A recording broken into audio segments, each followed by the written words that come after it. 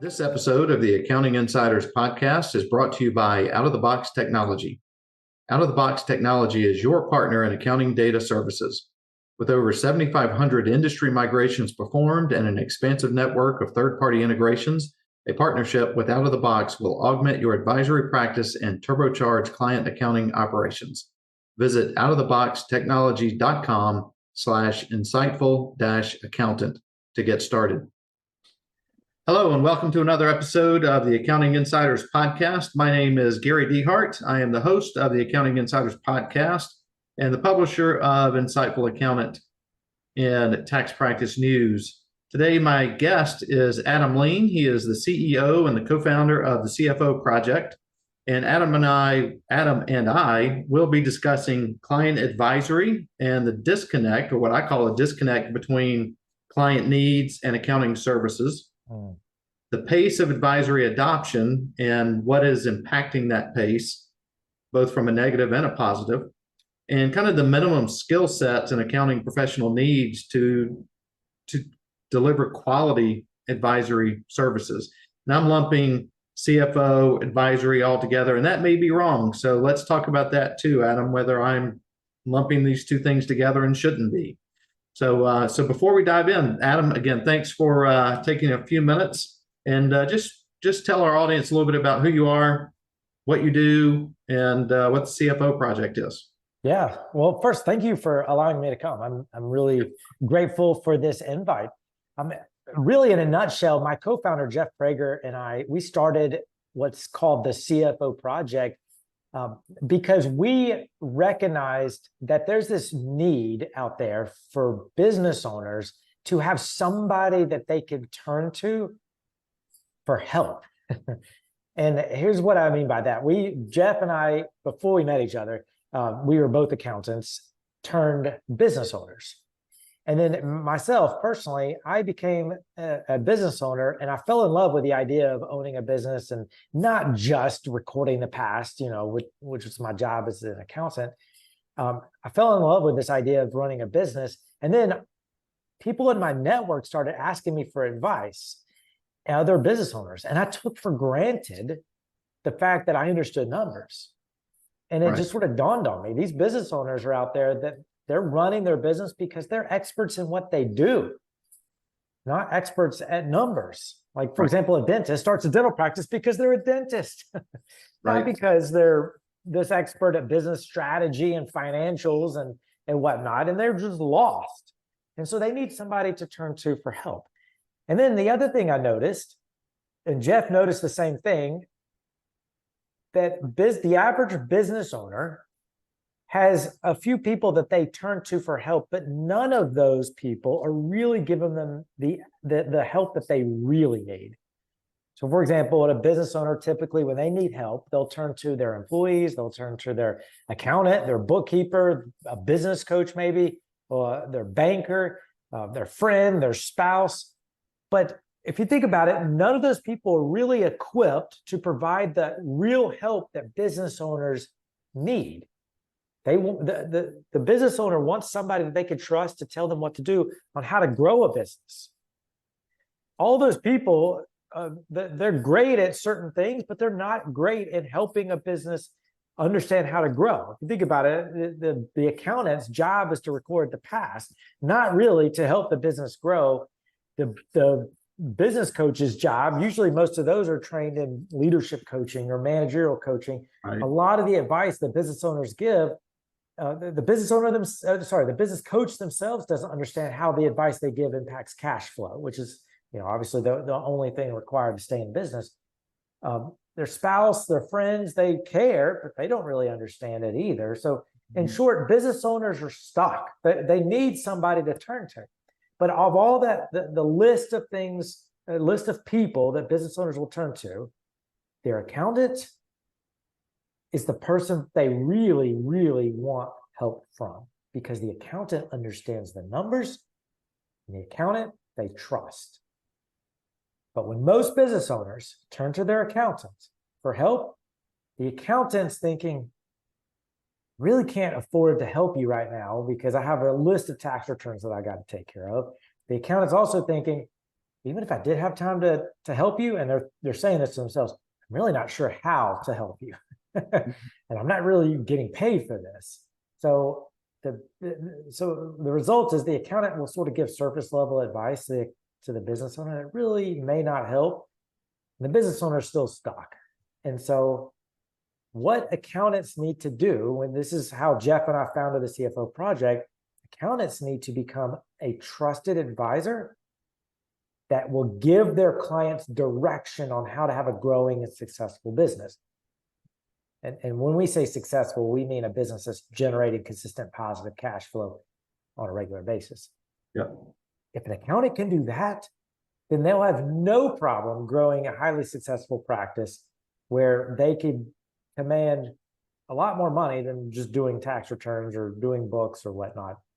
And they'll have a bigger impact on their clients' lives. So that's a long story. Right. To say that's why we started the CFO Project. And the CFO Project is a membership program for accountants to learn how to offer these CFO advisory services. Okay. And how long has it been around, CFO Project? All right. So the current iteration's been around for about 4 years. And I say the current iteration because when Jeff and I became partners, we actually founded the CFO Project to be a CFO firm to clients. Okay. And we did that and quickly built to capacity. We got to capacity. We could take on any more clients. And so we thought, instead of us taking on more clients and hiring CFOs to take on clients, why don't we change our business model to train independent accountants, bookkeepers, enrolled agents, CPAs on how to do this themselves? Yep. And that's what it is. That's what it is today. Okay. So you started it because you saw a need. Well, saw a massive need, right? And you came from the public side or the corporate side, right? I think I saw on LinkedIn you worked for the Boy Scouts, you worked for Six Flags. Yep, I was the accountant for 3 Six Flags parks, which was a lot of fun. Yeah, and that was that during the pandemic or no? Oh no, this is back to 2005. I started it at Six Flags. Yeah. Okay, and the reason I asked that is we had season passes to Six Flags during the pandemic, and the way that Six Flags managed that was amazing. I mean, it should be a Harvard case study. Really interesting. Yes, I mean they were very proactive. They outreached and said, "Hey, look, your pass is good for next year. No questions asked." Wow, great. And it was handled very well, and they got no press out of it, and they didn't give themselves any press out of it. I was very impressed with how they did it, but that's over there. Although I loved working at Six Flags and learning about the inner workings of the business model itself. Because like you mentioned, season passes, like they really want to sell season passes just to get people in the parks to spend money on higher margin things. That's why they sell you a season pass. And it's fascinating. I can go on and on about it. And it's the best deal going. Season pass is amazing. Right. So, especially if you can control yourself and not go into the Jelly Belly store and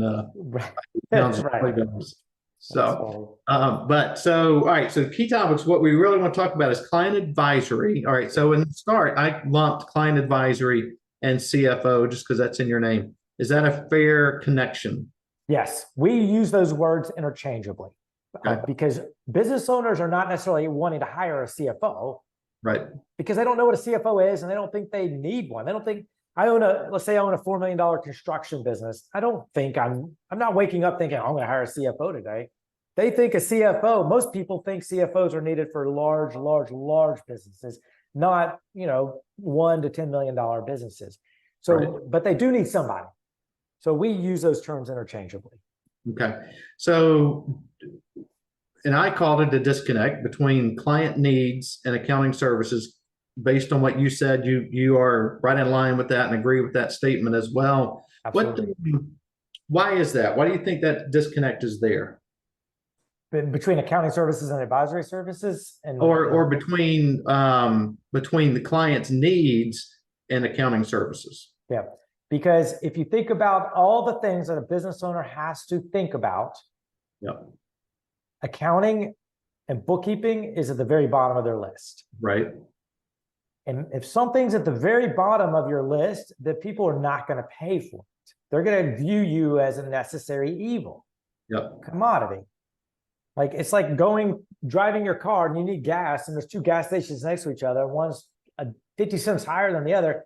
Nobody's going to go to that one, even though there could be a massive difference in the quality of gasoline. Most people are going to choose the lower price because they don't see the difference. Right. And when somebody doesn't see the difference, remember, your clients are not trained in accounting. They don't know the difference between a good accountant and a bad one. They just think you all do taxes, whatever that means. You all do the books, whatever that means. They just want somebody to do it. And if they like you, they'll hire you. You could be the worst accountant in the world. If they like you, they'll hire you. Yeah. And you could be the best accountant in the world, but if they don't like you, they're not going to hire you. Right. And it's hard to change too. So even if they don't like you, they might keep you. Right. That's right. Because like nobody. It's why most people stick with a dentist for years and years and years because they don't know how to vet two different dentists against each other. And if they like the dentist, they're just right. Why would you change? It's not something that most people really thinking about every day. Exactly. So there's the disconnect between what clients need and accounting services. Then I'm going to go into the second question or the second discussion, and that's kind of the pace of advisory adoption. I mean, the talking heads have been talking about, it's been called 15 different things over the past 10 or 12 years, right? Advisory, now it's client accounting services. CFO. But yeah, so why is that pace? Because in my mind, that pace is way lagging because there's however many small businesses, 6 million small businesses out there that need these services. Why is our community not stepping up and really embracing and offering true advisory services? Great question. That's a fantastic question. I think the main reason is because it's not scalable. Here's what I mean by that. When you do tax returns, you're trained in tax returns. There's a specific set of deliverables. You know exactly what you're doing. You know how to charge for it. When you're doing advisory services, you don't know what you're doing. You don't know what the client needs. The engagement is really, really vague. You know, a client hires you. They don't know what they need. They just know they need help. You don't really know what they need until you get to know the client. So it's this weird. You have to create this customized CFO or advisory service for them, and you don't really know how to charge for it. And if you take on more than one or two CFO or advisory clients, they're all going to feel like part-time jobs. And as you know, if somebody has more than one part-time job, it's consuming. It takes a lot of time, and it's not as clean as selling accounting, tax, bookkeeping services. Right. We recommend something different, though. We do not recommend that you create a customized advisory engagement because, one, it's hard to sell and it's hard to provide the service because you're still going to work a whole lot to make little money because you're creating customized engagements. Instead, we recommend you sell what we call a productized advisory service. Right. If my cell phone is on my desk. The manufacturer of the cell phone, Apple, designs it once and then manufactures it millions of times a day. That's the benefit of a product. It's scalable. That's what we need for an advisory service. Manufacture it once and then sell it over and over and over again. But you need to sell it as when you sell it and you provide the service, it's considered a service, which means it's highly valuable to your client. So they're going to pay for it. They're going to pay a lot of money for it. So when we say productized CFO service, we suggest that you sell a very specific set of deliverables to your client. You said, this in a box is what I'm going to give you. I'm doing it because I'm going to help you have a growing and successful business. And we'll be able to measure the success of this every single month because I'm going to give you a scoreboard which tracks exactly how well you're doing, staying on track to hitting your targets that we set together. And I'm going to tell you exactly what to do to stay on track to make sure to guarantee that you have a growing, successful business. Oh, and by the way, if I'm not helping you have a growing and successful business, then I'll fire myself. That's why you're paying. And so, and you're charging a flat fee. We recommend you charge a flat fee. To do this, it's going to be X amount of dollars per month. The client says, yes, let's do it. But because you're sold a specific set of deliverables, we recommend that you do what we call the one clear path. It's a system made up of several steps. You do the same steps every month with every client. And that way you can delegate part of the steps to your team, and or you could just know exactly what to do. It works works amazingly well when you have systems in place to provide this service. Right. Actually, we're in that process right now with our business. It's like kind of looking at our systems. We're like, wow, they are very disjointed, not connected. We're not capturing all the data that we should be capturing, which is the value. A lot of there's money, right? There's gold in that data, and and it's back to the processes, and we have to have good processes in place, which is what you're saying. Same thing goes with advisory or CFO services. Absolutely. So what about just the skill set? So because you mentioned accountants, CPAs, but you also mentioned bookkeepers, and it seems to me that the bookkeepers are a group of people who are super knowledgeable, very close to the data, very close to the client.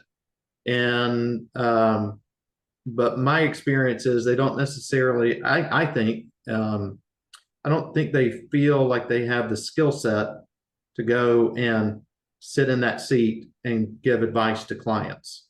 And again, not saying that they don't, I'm saying that's my perception, is that in many cases, it seems as though they don't feel like they have that skill set. And I believe they very well do have that skill set.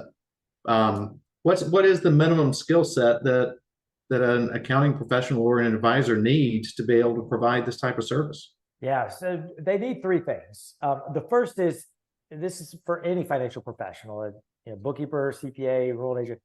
You have to have a burning desire to actually help business owners. You can't fake that. You have to want to help them. And the reason why I say that is because that shows when you're talking to a potential client, or you're talking to your client that you've won over to your CFO service.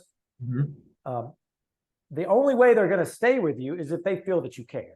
And you can't fake that. You have to want to care and want to help.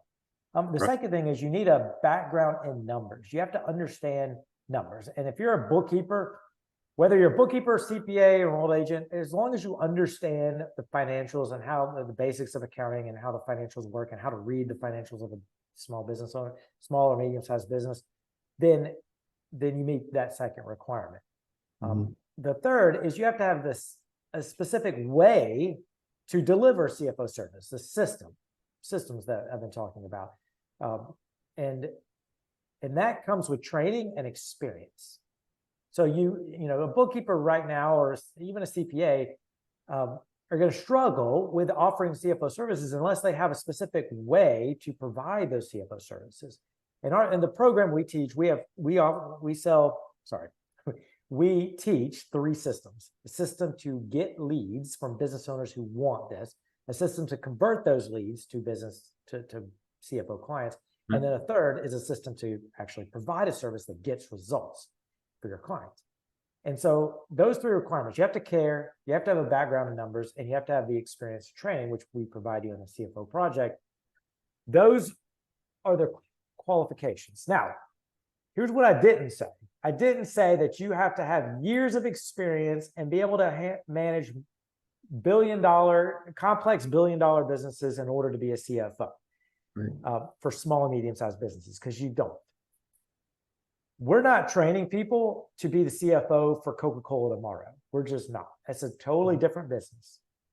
But the Coca-Colas, the Amazons, the Exxons, the General Motors, these large businesses, like mega businesses, represent less than 1% of all businesses on earth. They all have CFOs, right, for obvious reasons, but every single business on earth needs somebody to guide the business owner, to give them strategic advice, to give them financial advice. And so it's not like that person I was referencing earlier, the $4 million construction business owner. It's not like they're deciding between a bookkeeper who has been trained to do CFO services and the CFO of Coca-Cola. It's not like they're deciding between the two. They're just not. Right. So you don't need the same qualifications. The guy that owns, or the person that owns the construction company, they're deciding between you and nothing. So what's better? To have somebody that can give advice and help to help them have a growing, successful business, or nothing? And at best case, that business owner struggles. Worst case is they, like most businesses, they'll just fail.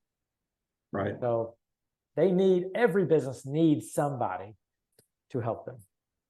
So across the, so your client base, which is made up of accounting professionals, do they have a client base, or is there a kind of a consistent client base that you can point to and go, oh, you know what, groups that do really well in CFO or advisory services have, restaurant clients, or they have service-based clients? Do you see any differences across that? Yeah, I would say that overwhelmingly, the majority have service-based businesses, and about half of them are in the trades industry.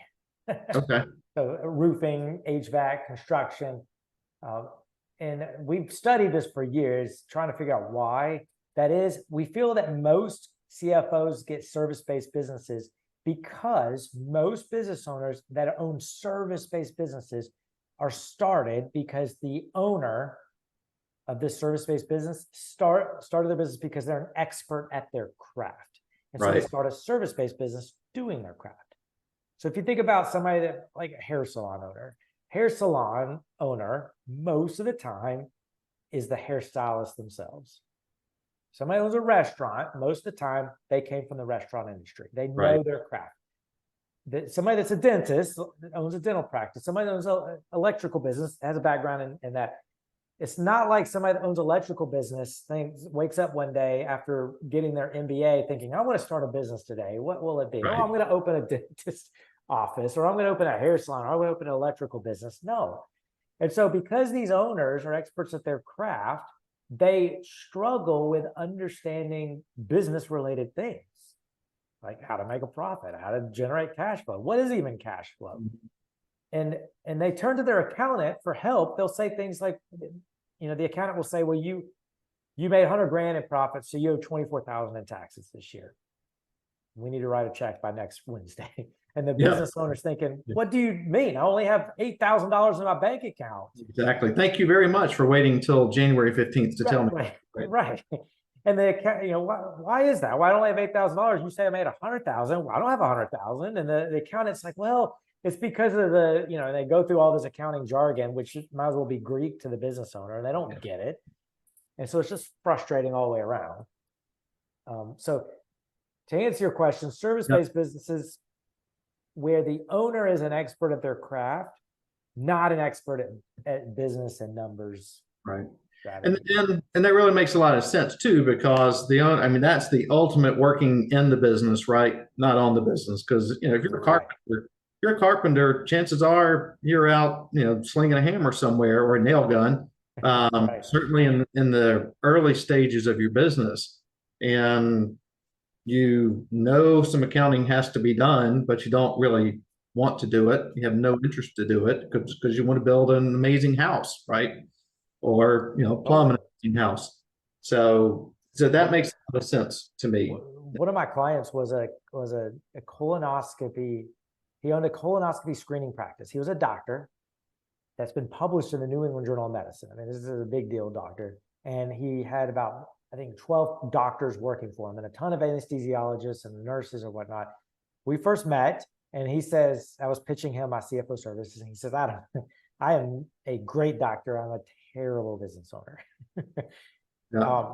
And I mean, I looked through his books and had to agree. I didn't say that to him, but well, that's not unusual. But that's also not unusual, right, for these guys. Totally.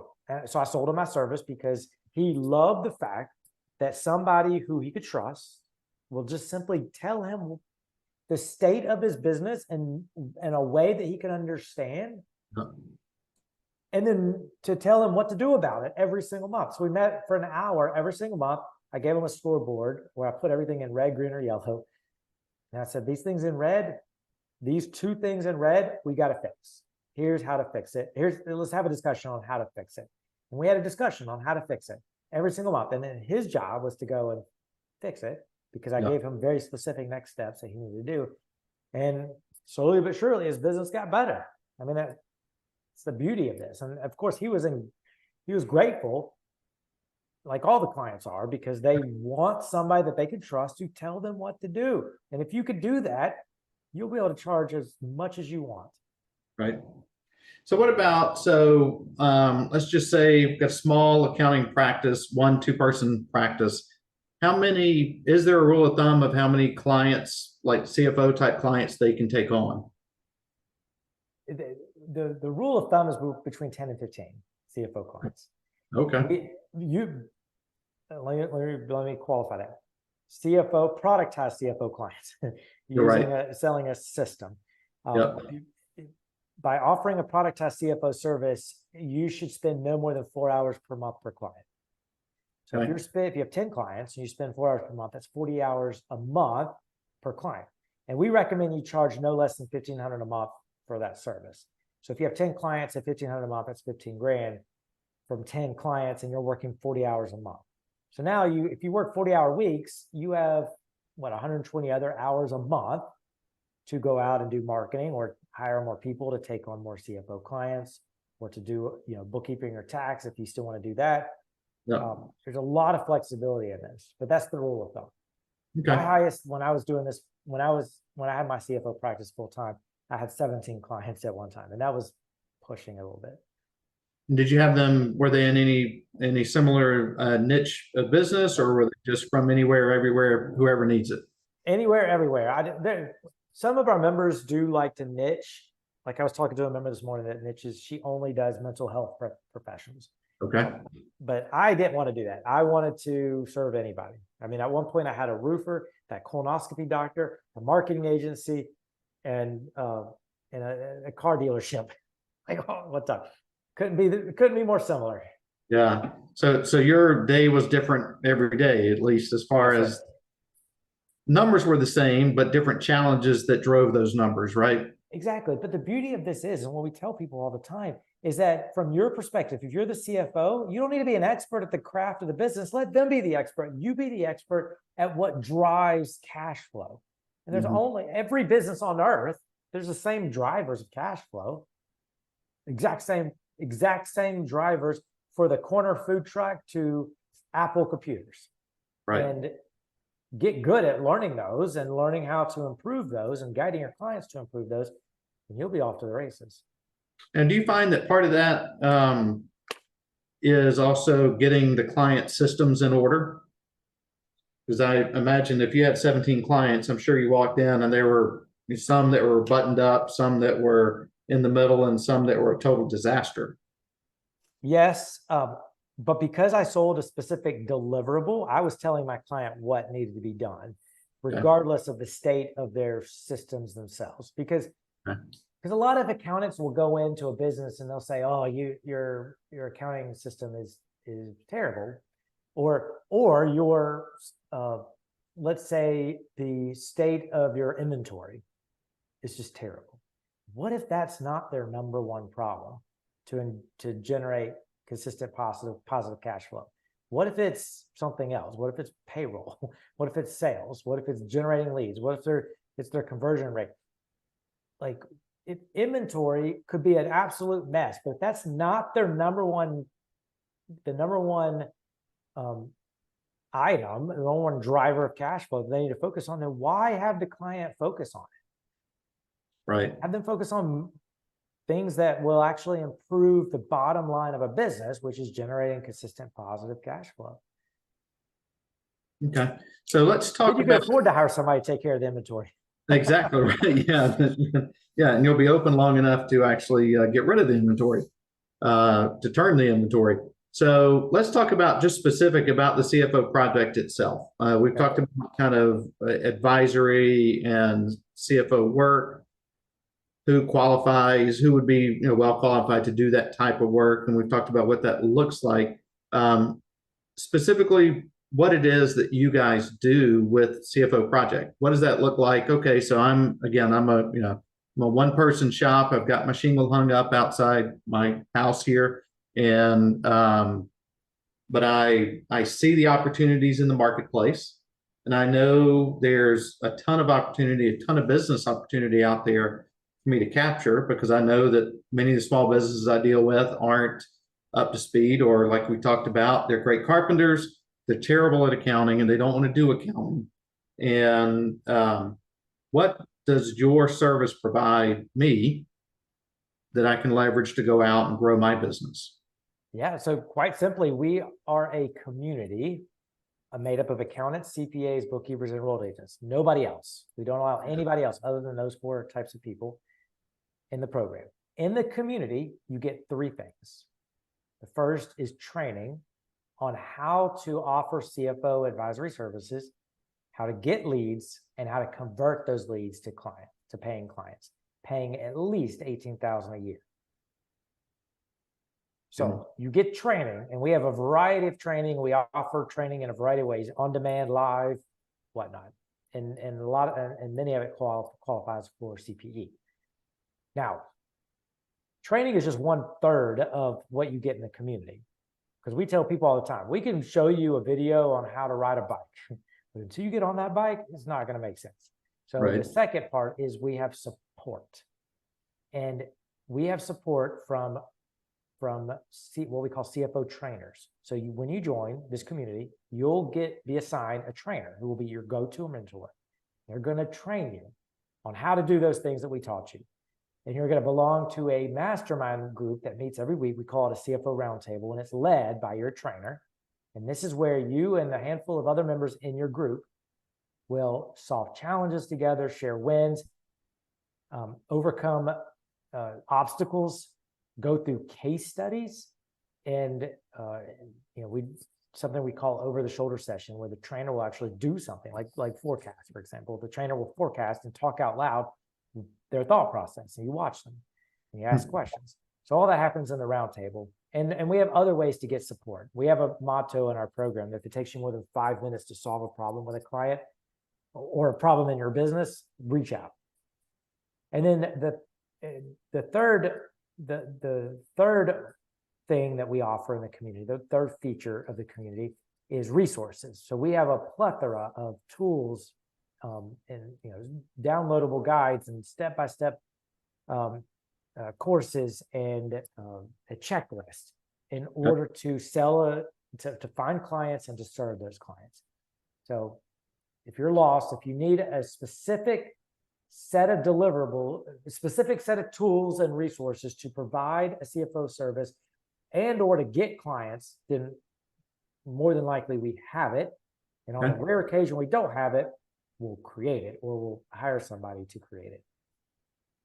And on the get clients, let's talk about that for a minute. Are you getting into marketing and the nuts and bolts of marketing? Are you looking at websites, or what does that really mean, teaching people how to get clients? From soup to nuts, we're going to show an accountant how to go out and find a paying CFO client. Okay. And in fact, I didn't mention this, but we have a certification program where you do a set of requirements to get certified, complete a set of requirements to get certified. The last requirement is to get your first client. So if you do all the requirements before that, you should have your first client. So we're going to show you step by step. We have three different strategies on how to get clients. You just pick one of the strategies, and then within each strategy, there's multiple tactics. So you pick a strategy, and then you pick which tactics you want to employ, and then you go out and do it. As you do it, if you need help, you go to the round table, or you go to the trainer, or go to our help desk, and we're going to help you. But marketing is one of those things that it's not the most favorite topic of accountants. Sales and marketing, they love it. Right. But the fact remains, you have to sell your CFO service. Yep. And you can't post a Facebook ad, or you can't post a billboard or a radio ad for CFO services, because again, like I mentioned earlier, most business owners have no idea what a CFO really does. Nope. Or how it can benefit them, and they don't think they need one. So you can't just, unlike traditional marketing, unlike with the rest of your accounting practice, because with it, you could do traditional marketing with bookkeeping services, tax services, because most people know what that is and know they need it. With this, it's totally different. Mm-hmm. So we teach systems on how to get clients without spending a dime on ads, without cold calling. It's very organic, and it works. I mean, we've been doing this for I've been doing it personally for about 8 years. My business partner's been doing it for about 25 years. And our members have been doing it for 4 years now since we started this. And we have tons of testimonials and results from our methods working. And by the way, we test it constantly. Every single year, we test our methods and we refine it and we come up with new methods, but we constantly test everything to make, because we don't teach theory. We can't stand courses out there that just teach people theoretically. Here's theoretically how to do a CFO service. Right. Here's how it should work. No, we teach what actually does work. Gotcha. And is part of that finding new clients, or again, if I have a book of business already, am I tearing that book of business apart going, all right, here's a good prospect, here's a good prospect. I mean, I should know them all pretty well anyway, but it seems like that would be your first place to look. That's the lowest hanging fruit. If you right. already have a book of business, you already have one thing that is precious. You Right. have their trust. Imagine if you were a tax client, you had 300 tax clients. If you were a tax accountant and you had 300 tax clients, Yeah. I guess I needed some more coffee. That's right. Well, it's the end of the day. It's 4:40. That's true. Then what better way? Imagine it's May. You call up or email one of your tax clients and say, "Hey, I was reviewing your tax return when I was filing it, and I spotted some red flags and opportunities that I see for you to grow your business. Can we hop on a phone call so I can share those with you?" Yep. What client will say no to that? Correct. Nobody, because they trust you. And if their accountant, whom they crave guidance from, says that I've spotted red flags and opportunities for growth, so you could grow your business, they're going to say, absolutely, let's get on a call. And then, then you have to sell them, which is a whole nother thing. But because you cannot sell, anybody listening, do not sell a CFO service on that first call. It will not work. The reason why this is the lowest hanging fruit, and because you've earned their trust, is because most business owners, in fact, all business owners, their business is not a hobby for them. It has to work. It has to work to put the food on their family's table. It has to feed their employees and their ego. They can't just close up shop and then go get a job. It has to work. And so if their accountant, the person they trust, who already understands their numbers, is telling them, "Hey, I know I can help you grow your business," they're going to pay attention. Right. I would think so. Any parting thoughts? Anything that we haven't discussed? I think we kind of covered all the topics I promised we would cover on the front end. No, this has been fantastic. Thank you so much for allowing me to be here. And if anybody has any questions for me that we didn't cover, feel free to send me a message on LinkedIn or email me. It's adam@thecfoproject.com. Absolutely. And actually, I just connected with you on LinkedIn. I didn't realize we weren't connected. It's funny when you go out, you're like, certainly we're connected. Oh, look, we're not. And I did see you're an Eagle Scout. I'm involved in Scouts. I have 2 Eagle Scouts myself. Very cool. Yeah, I'm working with 2 guys right now on their Eagle projects that hopefully, one of them needs to wrap it up very quickly. Yeah. The other one's got a little more time. Wow, that's amazing. I do credit the Boy Scouts for being, I think my life would have gone a different direction if I wasn't involved in that. So I am deeply grateful for that organization. Yeah, it's a great program. They teach a lot. They have, I think what I enjoyed the most about it for my sons was just that it put them into an environment where, one, it's a safe environment. Yeah. 2, it's an environment where they are expected to fail and they are forced to work and deal with adults that certainly in the younger ages, adults that they don't know. Yeah. And they're forced to go up to someone and say, "Hey, Mr. So-and-so, can you help me with X?" And, would they have had that experience if they weren't in Scouts? Probably, but not at the level or intensity that they have it when they're going through a program like that. And absolutely. So, it was great for our family. And like I said, I'm still in it. I've got 2 Eagles that I'm working with right now, and we'll see what happens after that. Because my youngest, earned his Eagle back in December, and but he aged out. Hold on, is that right? He aged out in October. Yeah. He finally got through all the process and everything in Oh, December. good. So yeah, I earned mine 3 weeks before I turned 18. I was cutting the wire, but I'm so glad I did. yeah. The one that I'm working with, that I sat down with last night, he's going to be pretty close to that. He's got a pretty big hurdle he's got to get over. So trying to get him there. I find the heavier boot works really well. Yeah. That's funny. Yeah. So Adam, again, thank you so much. Appreciate your time, and I'm sure we will be in touch very soon. Oh, last question for you. Do you guys do trade shows? Where do if people were out and about, where might they find you? We actually do. We have several different conferences lined up this year. I mean, the easiest place is just our website, the CFOproject.com. Yeah. And we have a ton of free training and resources and whatnot there. Okay. Fantastic. All right. Well, great. It's good talking to you. Good catching up. Thank you so much. Thank you. All right. Bye-bye. This episode of the Accounting Insiders podcast is brought to you in part by Xero. Xero is a powerful cloud accounting software that improves efficiencies across your practice. With all client data stored on a single unified ledger, you and your clients can easily access and collaborate on the same set of books. Xero's advisor tools and automation solutions reduce time-consuming manual tasks and put data entry on autopilot. Work faster and more efficiently than ever before with Xero. Visit xero.com/accountinginsiders to learn more.